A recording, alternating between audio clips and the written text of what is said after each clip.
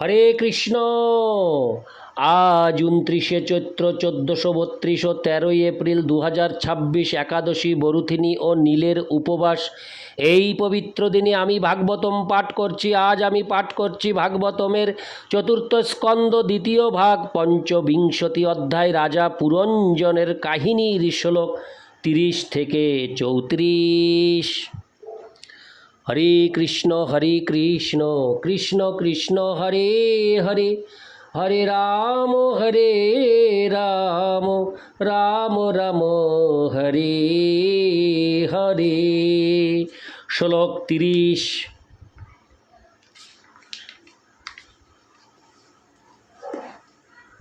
যদেশো মা পাঙ্গ বিখণ্ডিতেন্দ্রিয়ং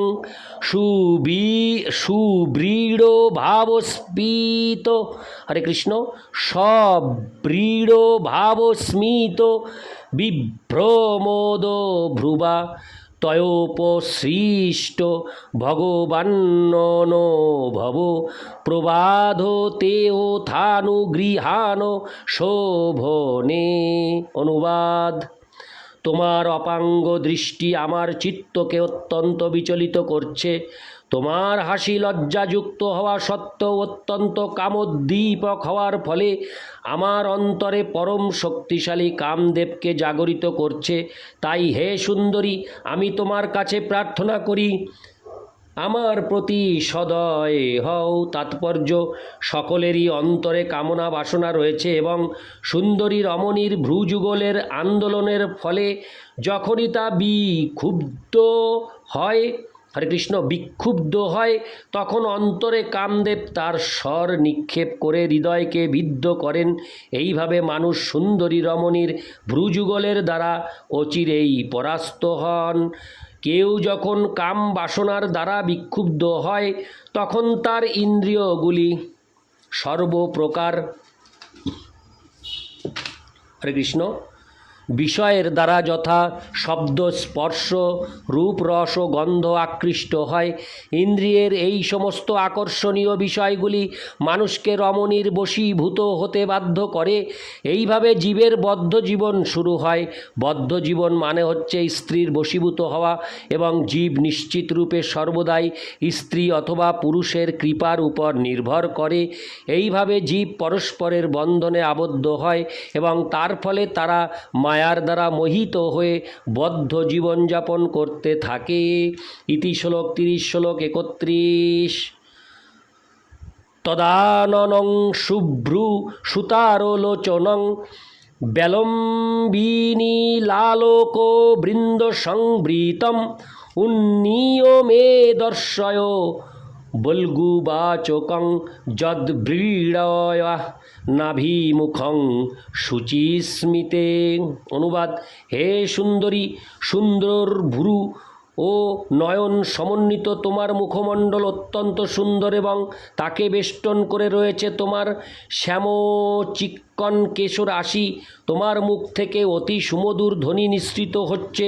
তুমি লজ্জাবশত আমার দিকে তাকাতে পারছো না, তাই আমি তোমার কাছে অনুরোধ করছি, হে সুন্দরী, দয়া করে তুমি তোমার মস্তক উন্নত করো এবং মধুর হাস্য সহকারে আমার প্রতি দৃষ্টিপাত করো। তাৎপর্য: কেউ যখন কোনো স্ত্রীর প্রতি আকৃষ্ট হয়, তখন সে ঠিক এইভাবে কথা বলে। একে বলা হয় জড়া প্রকৃতির বন্ধনজনিত মোহ। কেউ যখন এইভাবে জড়া প্রকৃতির সৌন্দর্যের দ্বারা আকৃষ্ট হয়, তখন সে তা ভোগ করার জন্য অত্যন্ত আগ্রহী হয়। তার বিস্তৃত বর্ণনা পুরঞ্জনের এই দৃষ্টান্তের মাধ্যমে পাওয়া যায়, যে একজন সুন্দরীর দ্বারা মোহিত হয়েছিল বদ্ধ জীবনে। জীব, মুখ, ভ্রু, চোখ, কণ্ঠস্বর ইত্যাদির দ্বারা আকৃষ্ট হয়। সংক্ষেপে বলা যায় যে সব কিছুই আকর্ষণীয় হয়ে ওঠে। কোনো পুরুষ অথবা স্ত্রী যখন পরস্পরের দ্বারা আকৃষ্ট হয়, তখন সে সুন্দর কি অসুন্দর সেই সম্বন্ধে কোনো জ্ঞান থাকে না। প্রেমিক তার প্রেমিকার মুখের সব কিছু সুন্দর বলে দর্শন করে এবং তার ফলে তার প্রতি আকৃষ্ট হয়। এই আকর্ষণ হচ্ছে এই জড়জাগতিক জীবের অধঃপতনের কারণ। তার বর্ণনা করে ভগবদ্গীতায় 7-27 ইতিহাস বলা হয়েছে। ইচ্ছা দেশ সমুত্থেন দ্বন্দ্ব মোহেন ভারত সর্বভূতানি সম্বহং স্বর্গে যান্তি পরন্তপ। হে অর্জুন, হে পরন্তপ, সমস্ত জীব ইচ্ছা ও দেশের দ্বন্দ্বভাবের দ্বারা প্রভাবিত হয়ে মোহের মধ্যে জন্মগ্রহণ করেছে। জীবনের এই বদ্ধ অবস্থাকে অবিদ্যা বলা হয়। অবিদ্যার বিপরীত হচ্ছে বিদ্যা। শ্রী ঈশোপনিষদে বিদ্যা ও অবিদ্যার পার্থক্য নিরূপণ করা হয়েছে। অবিদ্যা জীবের বন্ধনের কারণ এবং বিদ্যা জীবের মুক্তির কারণ। এখানে পুরঞ্জন স্বীকার করেছেন যে তিনি অবিদ্যার দ্বারা আকৃষ্ট হয়েছেন। এখন তিনি অবিদ্যার পূর্ণ স্বরূপ দর্শন করতে চাইছেন এবং তিনি হরে কৃষ্ণ এবং তাই তিনি সেই রমণীকে অনুরোধ করছেন তিনি যেন তার মস্তক উন্নত করেন যাতে তিনি তাকে প্রত্যক্ষ রূপে দর্শন করতে পারেন। এইভাবে তিনি অবিদ্যার বিভিন্ন অঙ্গ দর্শন করতে চাইছেন যা অবিদ্যাকে আকর্ষণীয় করে তোলে। ইতি শ্লোক 31, শ্লোক 32। নারদ উবাচ ইত্থং পুরঞ্জনং নারী যাচমানমধীরবৎ অভ্যন্দত তং বীরং হসন্তি বীর মোহিতা। অনুবাদ: নারদ মুনি বললেন, হে রাজন, পুরঞ্জন যখন সেই রমণীকে স্পর্শ করতে ও উপভোগ করতে অত্যন্ত অধীর হয়ে উঠেছিলেন তখন সেই রমণীও তার বাক্যের দ্বারা তার প্রতি আকৃষ্ট হয়েছিলেন এবং মৃদু হেসে তার সেই অনুরোধ স্বীকার করেছিলেন। ইতিমধ্যে তিনিও নিঃসন্দেহে রাজার প্রতি আকৃষ্ট হয়েছিলেন। তাৎপর্য: এই ঘটনা থেকে আমরা বুঝতে পারি কোনো মানুষ যখন পূর্বপক্ষ অবলম্বন করে কোনো স্ত্রীকে তার প্রেম নিবেদন করে তখন স্ত্রীও তার প্রতি আকৃষ্ট হয়। এই প্রক্রিয়াকে শ্রীমদ্ ভাগবতে 5.5.8 পুংস স্ত্রিয়া মিথুনি ভাব মে তম বলে বর্ণনা করা হয়েছে। এই আকর্ষণ যৌন জীবনের স্তরে পর্যবসিত হয়। এইভাবে মৈথুন আকাঙ্ক্ষা হচ্ছে জড় বিষয়াসক্তির ভিত্তি। বদ্ধ জীবন অর্থাৎ জড় ইন্দ্রিয় সুখ ভোগের প্রবৃত্তি হচ্ছে পারমার্থিক জীবনের বিস্মৃতির কারণ। এইভাবে জীবের আদি কৃষ্ণ চেতনা আচ্ছাদিত হয় অথবা জড় চেতনায় রূপান্তরিত হয়। তার ফলে মানুষ ইন্দ্রিয় সুখ ভোগে মগ্ন হয়। ইতি শ্লোক 32, শ্লোক 33। ন বিদাম বয়ং সম্যক্কর্তারং পুরুষর্ষব আত্মনশ্চ পরাশাপি গোত্রং নাম চ যৎকৃতম। অনুবাদ: সেই রমণী বললেন, হে পুরুষ শ্রেষ্ঠ, কে যে আমাকে উৎপন্ন করেছে তা আমি জানি না। আমি তোমাকে তা যথাযথভাবে বলতে পারবো না। আমাদের সঙ্গীদের নাম এবং গোত্রও আমি জানি না। তাৎপর্য: জীব তার উৎস সম্বন্ধে জানে না। সে জানে না এই জড়জগতের সৃষ্টি কেন হয়েছে, অন্যেরা কেন এই জড়জগতে কার্য করছে এবং এই জগতের চরম উৎস কি। এই সমস্ত প্রশ্নের উত্তর কেউই জানে না এবং একে বলা হয় অজ্ঞান বা অবিদ্যা।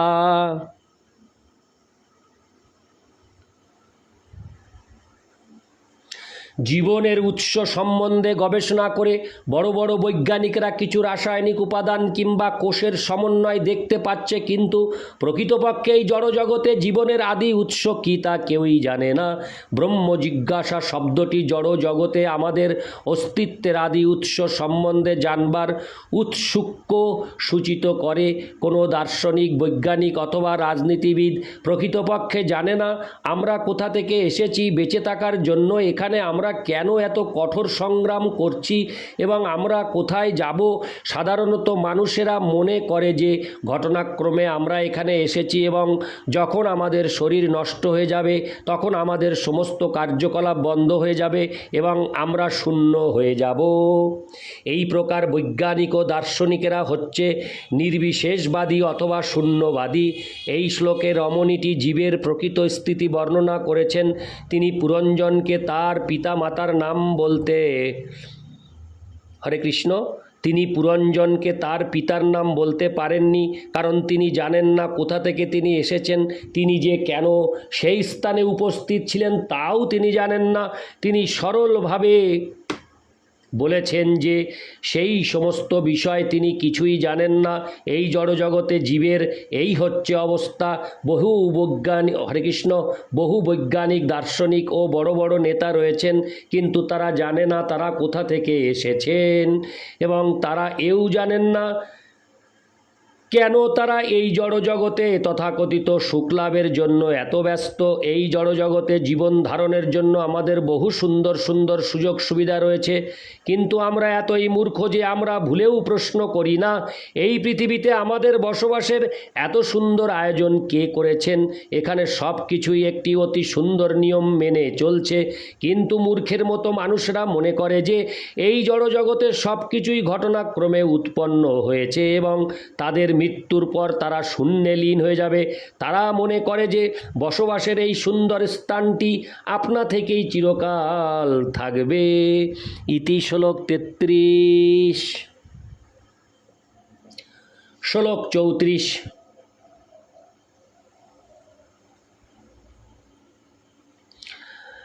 ইহাদ্য সন্তু মাত্তানং, হরে কৃষ্ণ, ইহাদ্য সন্তমাত্তানং বিদাম ন তত পরম জেনেয়ং নির্মিতা বীর পুরী শরণমাত্তন।